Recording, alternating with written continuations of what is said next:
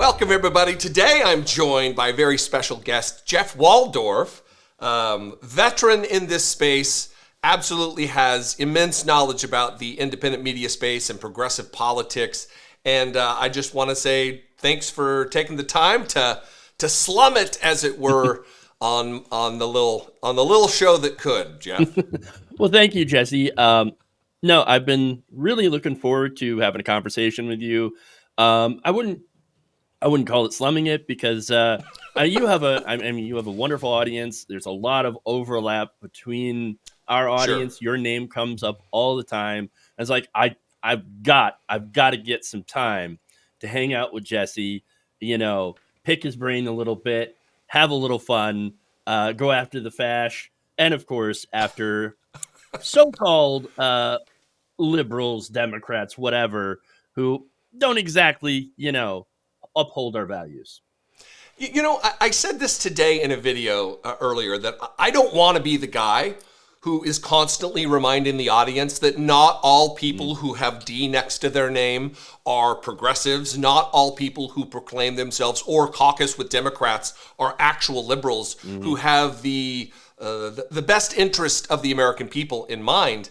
But look, here we are, and I'm going to do what's right by my audience. I'm going to do what's right by the American people, and I'm going to be calling out bad actors. And unfortunately, today, here's another instance of it with Joe Manchin, who is on his way out of the Senate, but he's leaving with him a legacy of obstruction and damaging what could have been an unassailable legacy of Joe Biden relative to the economy and building back what was lost during the pandemic. I'm going to play a clip here. He sat down with Manu Raju from CNN at some local bar here in Washington, D.C. And one, I would advise the audience to pay attention to the hard edits. A lot of time it's hard to hear hard edits and recognize them. But when you're in a bar and the background noise abruptly changes from clip to clip to clip, you know when they cut. They go from everything from him admitting that he did not vote for Kamala Harris. He's free about that detail, but he won't say whether he voted for Donald Trump. I think that's pretty telling.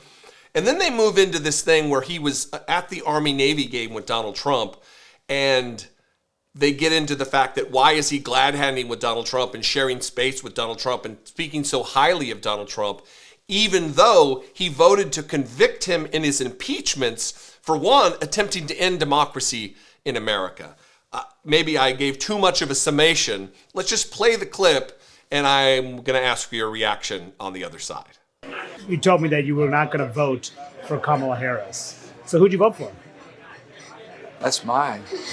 That's mine. But you didn't vote for Trump either. That's fair to say. I participated in the process. There's many ways to participate. And I've never asked people who they voted for because I could care less. Huh? I've never asked people who they vote for. I never said who I ever voted for. Although I remember you wouldn't say if you voted for Obama the second time either. So I participated.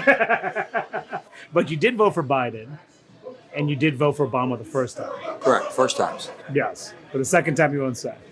First times you're correct. Okay, so you diagnose what's wrong with the Democratic Party. So what's wrong with the Republican Party? Oh my.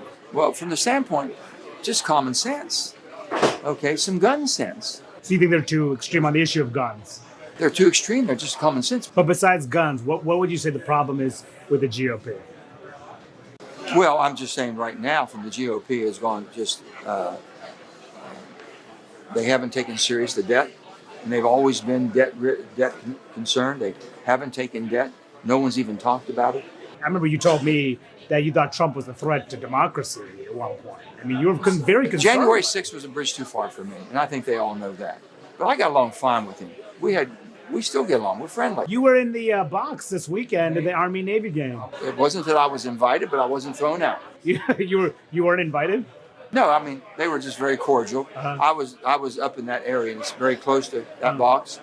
And then just kind of walked in. They were very accommodating. The president was very nice to me. You talked to him? Yeah, What did you talk about? No, we just talked about, I want to help any way I can. I want you to succeed, which I've said every red blooded American should want your president to succeed, whether you vote for him or not, whether the same party or not. whether you like him or not. I like Donald Trump. I can work with him. I can You talk like with Donald him. Trump? I get along You fine. voted to convict him twice. They should have never had those. Impeachment should have never been. Censorship should have been done. On both times. Yeah. Well, the second one's a hard one. That's a hard one. Yeah. The first one should have been First one censored. should have been censorship Censored. for sure. But even the though bottom you line- voted to convict him, you That- told him that- that you like him, and you. I still get along. We get along fine. No problem there. So look, other than disgust, what are you feeling after having watched that clip, Jeff? Well, first of all, I don't feel as though Joe Manchin has betrayed the progressive movement, because Joe Manchin was never progressive. He was Wow, never progressive. He is. Yes, I agree. He's 100% your, business Clintonite type of Democrat. You know what I'm saying? Very pro-business aligned, very pro-fossil fuel. That's his big thing. He's basically a coal baron. And so this guy never really had any progressive ideals to betray. The thing is that, he talked about, by the way, the issue with the Republican Party. Oh, well, they're not really focused on debt. And that's true. They're like the two Santas, right? The two parties. And so, Republicans are always giving gifts to the rich. And unfortunately, there are a lot of Democrats that also like to give gifts to the rich, Joe Manchin being one of them, or to prevent some of their gifts from being taken away. For example, blocking Build Back Better, as you had mentioned before, one of the would have been one of the legacies of Joe Biden. And so he helped block that, helped block the minimum wage increase. So we're still at $7.25 federally, which is just a complete and utter, it's just a shame. Criminal. It's more, it's a shame. Not exactly the best word for it to describe it. So criminal. Yeah. Much better, Jesse. Well, at the very least, disgraceful. Yes. Not technically criminal. I'm using the word it feels criminal. Connotatively. Look, it feels criminal. And speaking of, crime, I mean, wage theft is the biggest type of theft in this country. Sure. And so it's billions of dollars a year that employers are stealing from regular, hardworking Americans. And that is criminal. Literally. Yeah, what bothers me the most about this entire sordid, sickening interview is the fact that he's glad-handing with Donald Trump. He's yucking it up in a luxury box. And then all of the weird vagary about, well, I wasn't invited, but I wasn't kicked out, and it's like you're sharing space with a fascist. You're sharing space with someone who is dedicated to the prospect of terminating the Constitution because of an election that wasn't stolen. Mm-hmm. And you've even voted to convict him for that crime, for insurrection against the country.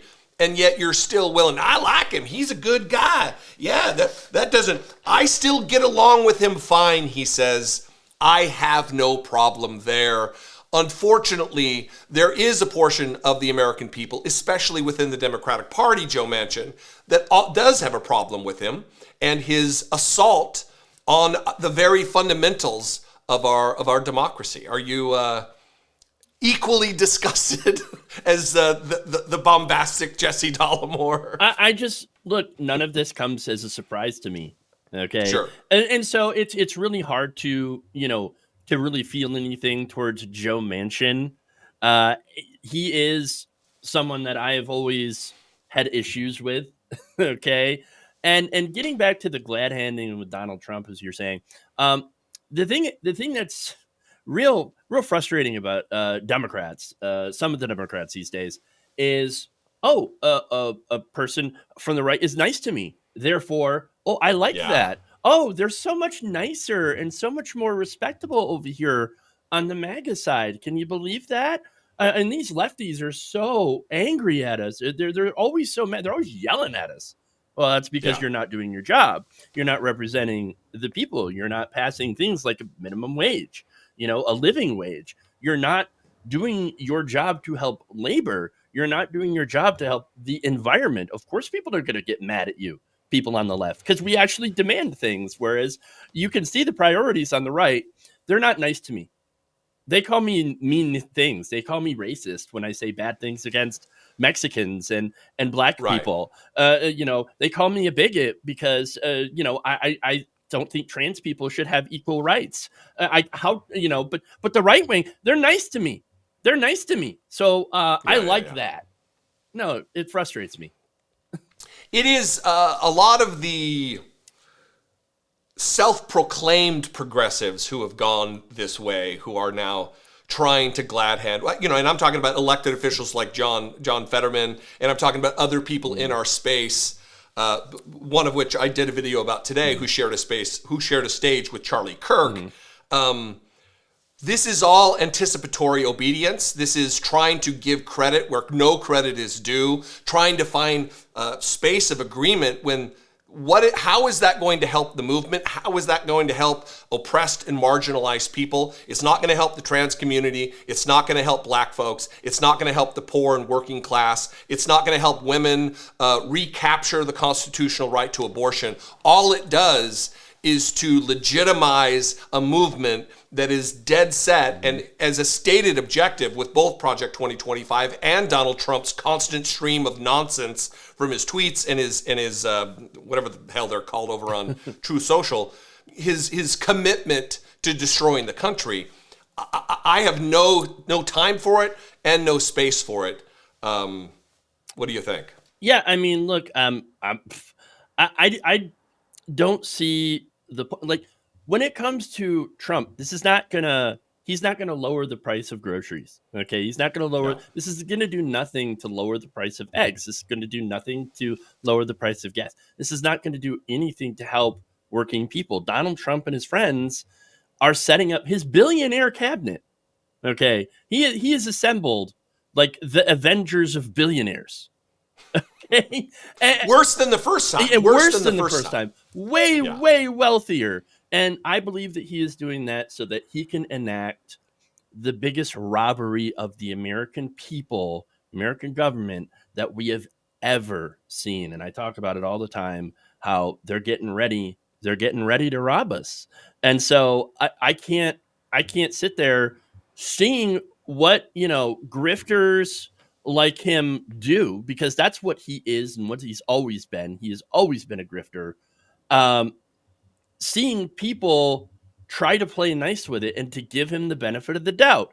Were you guys around during the first, Trump administration? Did you see all the grift, all the robbery, all these agencies staffed with people who then, by the way, use those very same agencies to benefit themselves or their donors? That's what's going to happen now. And look at Harold Hamm, right?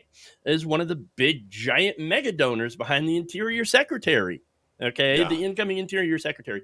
And so, he's going to make millions of dollars, if not billions of dollars, on the decisions that are going to be made. This is a robbery. And looking away from the robbery, I feel is very, very, I don't know. I just can't even come up with the correct words for this. Yeah, look, I like the way what you're doing here with the metaphor of, it's not really even a metaphor, it's literal. They will be robbing the American people. Yeah. But to look the other way and try to find common ground on, well, yeah, there are some problems with regulatory issues with the FDA. RFK Jr., he some of the things he says are true. Yeah, but he also wants to do away with the polio vaccine. Right. And a resurgence of disease and childhood illness. Just because a clock is right twice a day, a broken clock, or the dog shines on or the sun shines on a dog's ass, or whatever your pick your phrase. We shouldn't be tripping all over ourselves to try to find common ground with people who want to do inexorable harm to the American people. Right. I mean, the RFK Jr. is a great example of that, right? So he's got criticisms of the pharmaceutical industry. We do too, except those criticisms are very different. Okay. So his criticisms is like, they're doing the vaccines, they're shoving these vaccines in us that are making us unhealthy. When in reality, the real problems with the pharmaceutical industry is the fact that they are gatekeeping life-saving drugs from average people through high costs and are ripping off Medicare, They're ripping off Medicaid. They're ripping off the taxpayers to the tune of billions of dollars.